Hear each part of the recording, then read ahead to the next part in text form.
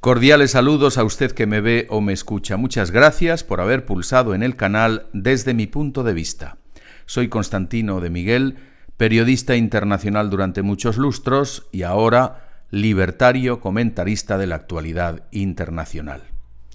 Y sigue hinchándose ese globo monetario, cada día un poquito más.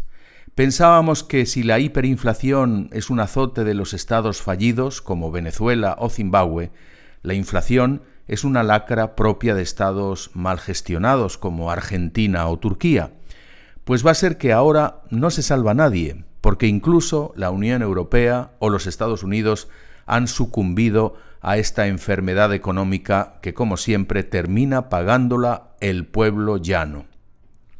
Según el índice de costes a nivel mundial que elabora Naciones Unidas, los precios de bienes y servicios crecieron en marzo un 13%, todo un récord. En las economías occidentales desarrolladas nunca se ha visto una espiral de precios así, de esa magnitud, desde los años 80. Y yo me acuerdo muy bien de esa España de la peseta, de aquellos titulares en la prensa en primera página alertando de que la inflación había subido un 10% interanual. Pues bien, un par de semanas atrás se llegó aquí en España casi a esa cifra. ¿Qué está pasando? Estamos ante la tormenta perfecta. Primero tenemos esa inflación inducida por la exuberante fabricación de dinero por parte de los bancos centrales de Estados Unidos y Europa, el denominado quantitative easing, que ha puesto a disposición de esos gobiernos varios billones con B de dólares y euros, un dinero generado de la nada con el objetivo de reactivar la economía después de la pandemia.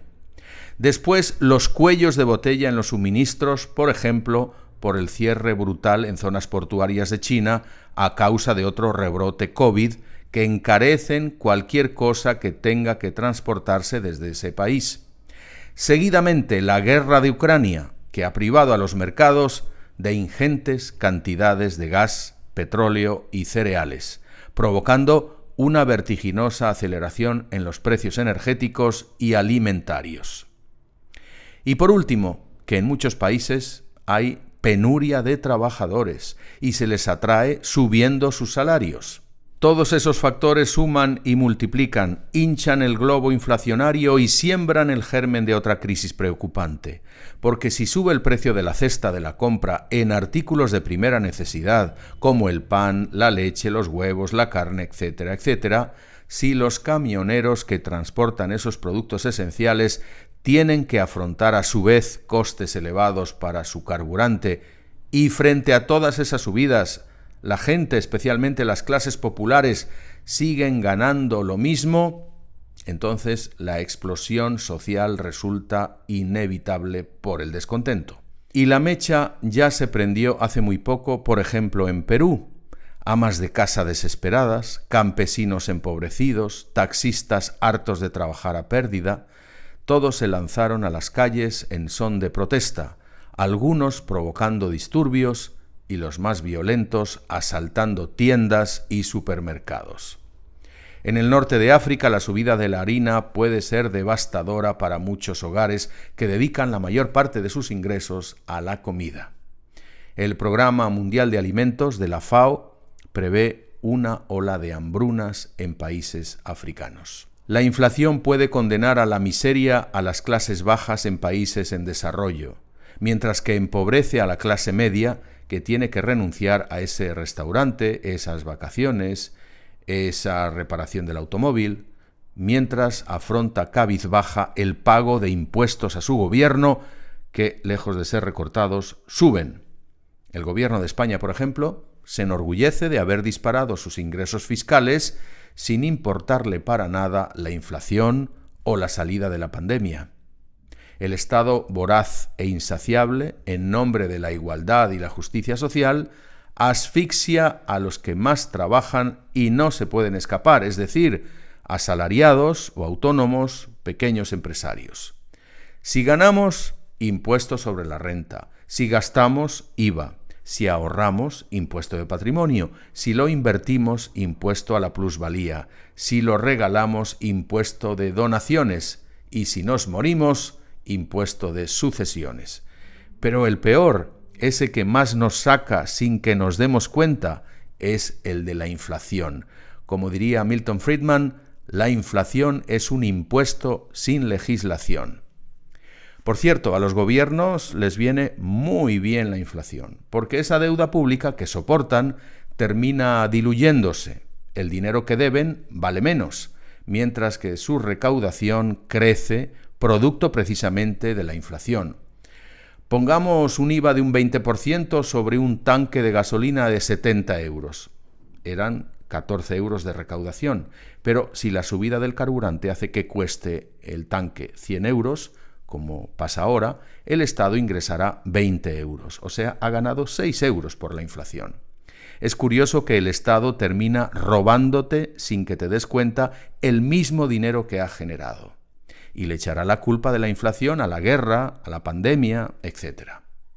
Resulta perverso y me temo que es intencionado, especialmente si quien está al mando del gobierno es socialista o comunista, porque forma parte sencillamente de su ideología.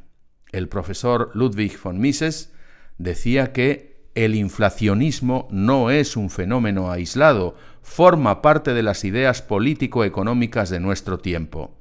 Así como la emisión saneada y moderada de moneda basada en el patrón oro era propia del liberalismo, de la economía de mercado y de la paz, el inflacionismo es parte consustancial del militarismo, proteccionismo y socialismo, dice von Mises.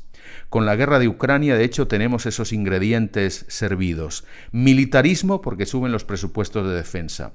Proteccionismo, porque se aísla a Rusia y países amigos con leoninas sanciones económicas. Y socialismo, porque es lo que impera en Estados Unidos y en una buena parte de Europa, con algunas excepciones. Así que la ley del péndulo nos ha situado en ese mundo que creíamos haber superado en los años 90, cuando nos habíamos curado, al menos en Europa y Estados Unidos, de esa inflación desbocada que provocó Richard Nixon en los años 70, cuando decidió sacar al dólar del patrón oro. El dólar flotaría libremente y su tipo de cambio lo establecería el mercado. El secretario del Tesoro de Estados Unidos comentaría en ese momento: el dólar es nuestra moneda, pero es vuestro problema.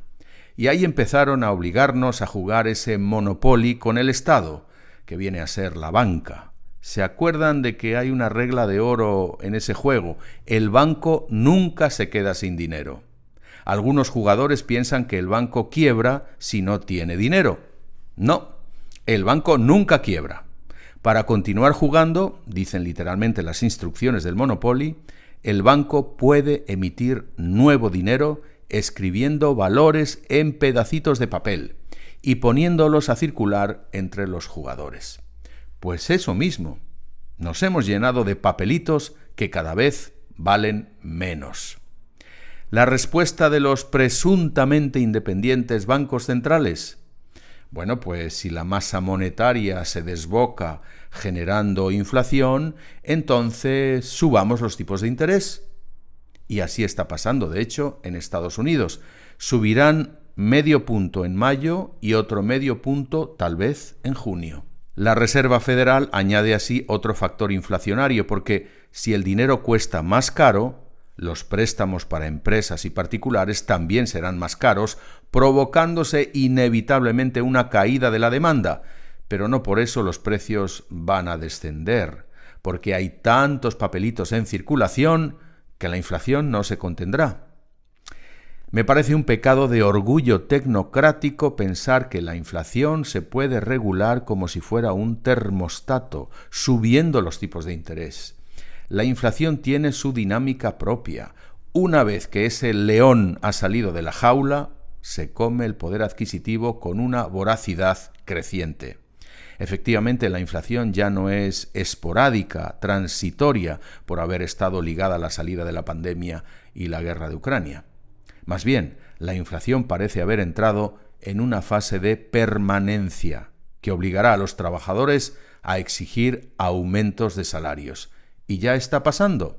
En el Reino Unido, tanto la inflación como el hecho de que la reactivación económica necesita mano de obra los salarios han empezado a crecer sin freno. Otro ejemplo, Walmart en Estados Unidos ofrece a los camioneros $110,000 de salario anual, ya que hay una penuria de esos trabajadores.